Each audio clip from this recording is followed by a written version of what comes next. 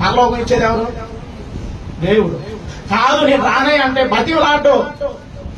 బతిలాడతాడా? బాబు బాబా బాబు నువ్వు రాకపోతే పరలోకం ఇది అయిపోయింది అని అంటారా? అవకాశాన్ని ఇచ్చాడు. నీ ఎదుటే మేలు పెట్టాడు, కీడు పెట్టాడు. నీ ఎదుటే ఆశీర్వాదం పెట్టాడు, శాపం పెట్టాడు. నీ ఎదుటే పెట్టాడు. జీవ మార్గం కావాలా అంటే నిత్య జీవం కావాలా, కొన్నిటి విడిచిపెట్టు. కాదు నాకు నిత్య నరకం కావాలనుకుంటే వెళ్ళు ఇష్టానుసారంగా. ఈ భూమి మీద ఎంతకాలం బ్రతుకుతావు తెలియదు. ఎంతకాలం బ్రతుకుతాం మనం? గ్యారంటీ ఉందా? రాసుకుంటాం మనం? లేదు. బయటికి వెళ్ళినట్టు ఇంటికి వచ్చిందాకా నమ్మకం లేదు.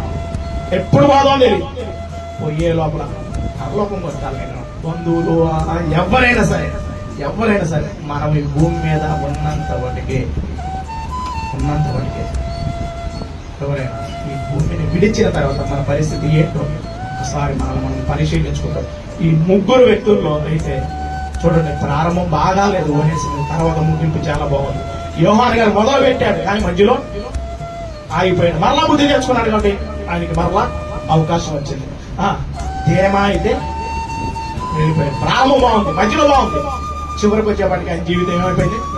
ఆడిపోయింది. ఈరోజు మన భక్తి జీవితం ఎలాగుంటుందో ఒక్కసారి మనం పరిశీలించుకుంటూ యేసుక్రీస్తు వారి వైపు చూస్తూ, పౌలు గారి వైపు చూస్తూ, భక్తుల వైపు చూస్తూ మనం కూడా కొనసాగిస్తూ ఆ పరలోకం సంపాదించుకుందాము గాక.